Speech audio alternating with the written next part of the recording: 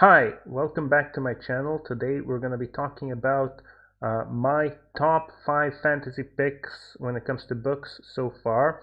I'm not a huge fantasy reader, or at least I wasn't a huge fantasy reader like in the past, but I have been reading a little bit more fantasy recently.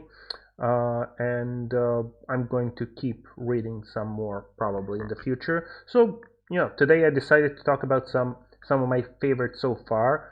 So this list is probably going to be a little bit obvious because most fantasy readers are already have finished reading all of these books or most of these books. But it might be useful for people who are hoping to get into fantasy or people who are entry level, although some of these books are not so entry per se. So I'm gonna mention which ones are good for beginners, which ones are not so great for beginners. Maybe give some alternatives. I'll see. So what are going to be the rules? The rules are going to be there's going to be only one book or one series per author. So if a book is part of a series, I'm going to mention a series. So I can't have two entries by the same author. So, although I'm going to mention other books by authors I mentioned. So yeah, so every entry is going to be a different author. That's what I want to say. So the first book I'm going to be talking about today is number 5. That's Way of Kings by Brandon Sanderson. It's part of a series called the Stormlight Archives. So even though this was like one of the most recent fantasy books I've read so far, I read it like maybe last year or something. It really quickly became one of my favorites. Like the first book, Way of Kings, basically made me a Sanderson fan. I proceeded to binge most of the other Sanderson books I've found after reading The Way of Kings. So, I'm a huge fan. Maybe like this book, Way of Kings, is considered to be like Sanderson's magnum opus. It was definitely his most ambitious project so far. It's really long. Like I actually listened to the audiobook, I think. It was I don't remember. Was it like 40 or 60 hours long? It was really long. Definitely not an entry book for fantasy fans. I think this is like some of his best work. So I really enjoyed it. A lot of people criticize this book for being too long, or this series in general for being too long, too tedious to read. There's but I really enjoyed. There's very deep characterization, world building. The progression of the main characters is pretty slow but satisfying. I really enjoyed the whole overall thing. Oathbringer did drag on a little bit, so the third book in the series did drag on a little bit, somewhere in the middle there, but kind of wrapped it up nicely. So yeah, like I guess the third book was the weakest in my opinion. But yeah, overall, really great series. If you are a beginner fantasy reader, I might not be the best book to start, especially for Sanderson. Elantris is good to start, I think. Or maybe Mistborn. The Mistborn series is good for beginner fantasy readers, but yeah, this one is definitely not. Although if you are patient and you enjoy reading like deep, long, really, really sprawling, world building books and stuff like that, and the characters are all fleshed out. Progression of the characters is great. Um, you know, you might enjoy this one. Next, we have The Color of Magic by Terry Pratchett. Basically, this is like a classic fantasy comedy satirical novel. I think Terry Pratchett is one of the funniest authors ever. You could actually substitute any of Pratchett's other books for this one. Like Pratchett's whole opus is really, really really great and really funny. But this was basically my introduction to Pratchett, and I'm sure many others started with this book, The Color of Magic. And I think it's a great place to start for new readers, new Pratchett readers. It introduces Discworld, introduces some of the main characters. We have Rincewind. He's a wizard, but he knows only one spell, and he can never use it. because it's a really powerful earth-shattering spell, so it's kind of like a funny thing. Two Flower, another main character, he's like literally, I think he was the first tourist in Discworld. And Discworld itself is kind of funny because it's literally a disc, so it's like good for flat earthers, I guess. It's a literal disc that is held up by a turtle that is held up by four elephants who stand on the back of a huge ass turtle, basically. So that's kind of a funny thing. The whole world is great.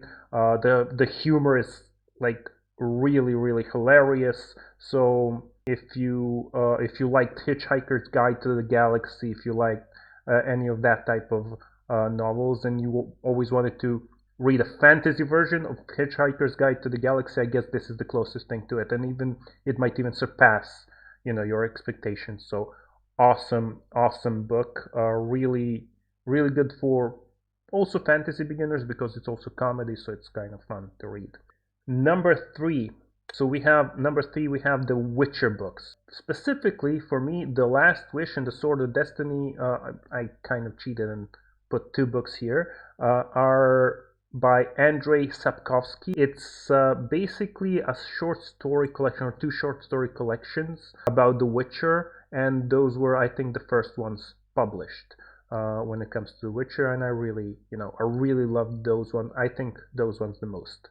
And basically, everybody knows about The Witcher nowadays. Huge Netflix series, really extremely popular game series. That's how I That's how I kind of learned about the book series. I specifically singled out the short story collections because I do like them more than the subsequent novels. So there are like two short story collections and 5 or 6 novels, I don't remember. And I believe kind of the author's way of writing is much more suited to short story format than novel format. The novels were okay, but I read 3 or 4 of them, and then I finally stopped reading them. It doesn't mean that I'm going to completely give up, but I kind of slowed down with the Witcher novels. But definitely, I want to read The Last Wish and Sword of Destiny again. It's like really the top, Witcher content, I think. The Netflix series, the first season of the Netflix series, is based on stories from The Last Wish and Sword of Destiny, as well as some other lore about Yennefer and Ciri. And the thing is, the stories are much more detailed and much more like connected to Geralt and his own adventures, and we don't have that much of Yennefer, and I think none or almost none of Ciri's storyline, so the TV show had to introduce Yennefer and Ciri and other character storylines. I guess it makes sense for a TV show. It's not, they need to set up the characters. They can't just like adapt the stories if they want to continue the show. So it makes sense. But if you want to know more about Geralt's adventures, the short story collections are really a really great place to start. I think you might even enjoy them more than the TV show. There's also some stories that weren't adapted, so you have some extra content there. That's great.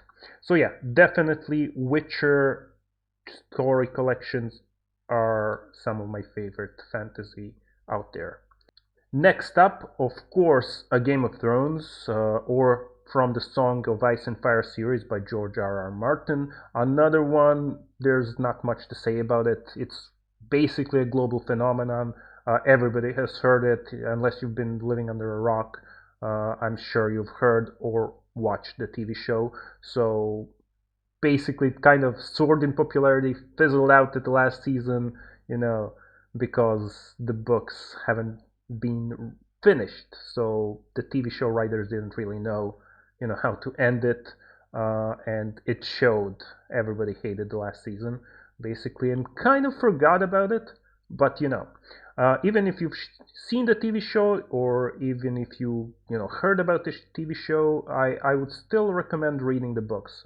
It's definitely a different experience. You get a lot of the storylines diverge from the book and the TV show. I think it can keep the reader's interest. Definitely a lot of characters are more fleshed out in the book, although some characters don't even exist in the book, or some characters don't even exist in the TV show. There's quite enough difference to keep it interesting. If nothing else, you can read it just for the bragging rights. You can, if somebody starts talking about Game of Thrones, you can say, well, actually, I read the book and the storyline is completely different, and so on, and everybody will hate you in the room. Yeah, happened to me. I was that guy. If you enjoy more adult-oriented content and less magic, less fantasy creatures, less of that stuff, it's a good place to start. It's definitely very graphic. This is not really a book for beginners per se, but it's good for beginner fantasy readers. If you're already a reader and you don't shy away from a little bit more graphic content, definitely not good for kids. The magic is not for kids for sure. You have, like, everybody knows about the Shadow Baby monster, White Walkers. So yeah, that's it about Game of Thrones. And last one, of course, was there any doubt? Lord of the Rings #1. Nobody could have doubted it, except maybe some people who thought this first one would be about a certain boy wizard, but sorry about that. My #1 is Lord of the Rings for sure. This was my introduction to fantasy books, one of my favorite books of all time, since I read it many years ago. This book is definitely not for everyone. If you don't enjoy really dense, descriptive, slow-paced stories and stuff like that, I would suggest maybe just watch the movie. What can I tell you? The stories are really slow. There's a lot of descriptions, there's a lot of digressions, stuff like that. Some of the stuff was completely left out in the movie, and I understand why. But if you don't mind that, it's a really thoroughly enjoyable read. That's definitely not beginner fantasy, but if you are like a beginner reader when it comes to fantasy, and you don't mind like a little bit more childish books, another option is, of course, The Hobbit.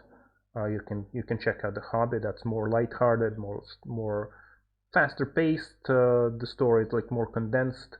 Definitely don't watch the Hobbit movies. Read the book. You'll finish the book much quicker than you will finish the movies, unfortunately. Yeah.